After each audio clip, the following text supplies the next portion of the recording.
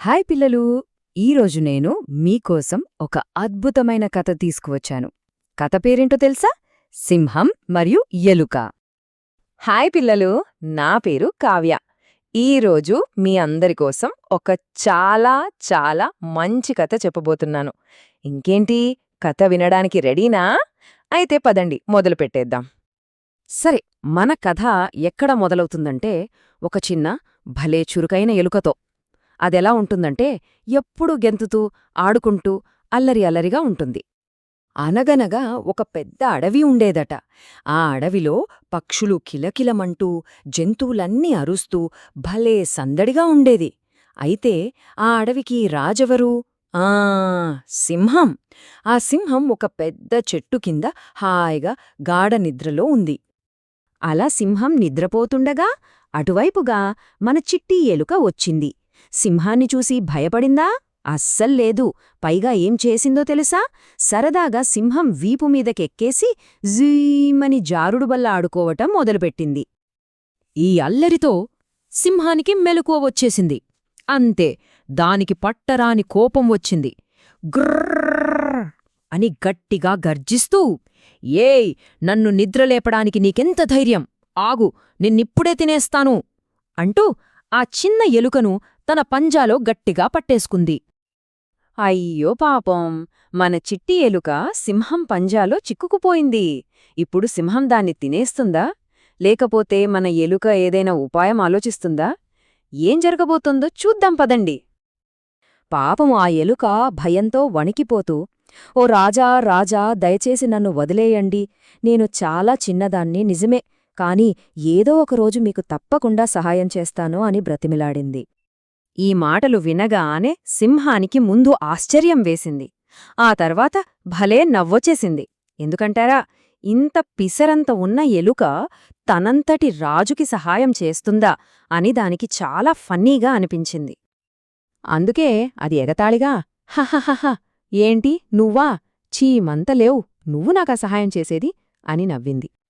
హహా, సింహం నవ్వు గురించి మాట్లాడుకుంటున్నాం కదా, నాకొక చిన్న జోక్ గుర్తొచ్చింది, చెప్తే వింటారా? సరే, వినండి మరి. మీది కాని చీజ్ని ఏమని పిలుస్తారు? ఏమని? ఆలోచించండి. Tick tick tick. Nacho cheese. ఎందుకంటే అది నాచో కాదు కదా. బావుందా జోక్? సరే సరే, మళ్ళీ మన కథలోకి వచ్చేద్దాం. ఆ ఎలుక అమాయకత్వానికి, దాని మాటలకి సింహానికి భలే నవ్వొచ్చేసింది. అయ్యో, ఈ చిన్నదాన్ని తింటే నా కడుపు కూడా నిండదులే అని అనుకుని జాలితో దాన్ని వదిలేసింది. పో, బతికిపో అంది. కాని కథ ఎక్కడితో అయిపోలేదు. కొన్ని రోజుల తరువాత ఒక పెద్ద ప్రమాదం జరిగింది. అయ్యో, పాపం సింహానికి ఏమైందో చూద్దాం. చూశారుగా, ముందు సింహం ఎలుక మీద దయ చూపింది, దాన్ని వదిలేసింది. కాని కొన్ని రోజులు గడిచాయో లేదో, అయ్యయ్యో, పాపం ఆ సింహం ఒక వేటగాడు పన్నిన పెద్ద వలలో చిక్కుకుపోయింది. ఆ వేటగాడి వల చాలా బలమైనది. సింహం అందులో పూర్తిగా చిక్కుకుపోయింది. అది ఎంత గట్టిగా గర్జించినా, ఎంత విదిలించినా అస్సలు లాభం లేకపోయింది. దాని బలమంతా వృధా అయిపోయింది. ఇప్పుడు మన కథలోకి ఒక హీరో రాబోతున్నాడు. ఆ హీరో ఎవరో తెలుసా? ఇంకెవరు, మన చిట్టి ఎలుకే. సింహం అలా గట్టిగా గర్జిస్తూ ఉండటం మన చిట్టి ఎలుక వింది. వెంటనే దానికి తను ఇచ్చిన మాట గుర్తొచ్చింది. అయ్యో, నేను రాజుగారికి సహాయం చేస్తానని మాటిచ్చాను కదా అనుకుని ఒక్క క్షణం కూడా ఆలోచించకుండా సింహమున్నవైపు పరిగెత్తుకుంటూ వచ్చింది. అక్కడికి రాగానే ఎలుక వెంటనే తన పదునైన పళ్లతో ఆ వలతాళ్లని కొరకడం మొదలుపెట్టింది. టకటకా కిరికిరిమని కొరికేసింది. ఒక్కొక్క తాడు తెగిపోతుంటే సింహానికి ఆశగలిగింది. చూస్తుండగానే అన్ని తాళ్లు తెగిపోయాయి. అంతే, సింహం స్వేచ్ఛగా బయటకొచ్చేసింది. పిల్లలు, ఈ కథలో నీతేంటో అర్థమైందా? మనం ఎవర్నీ వాళ్ల ఆకారాన్ని బట్టి తక్కువ అంచనా వేయకూడదు.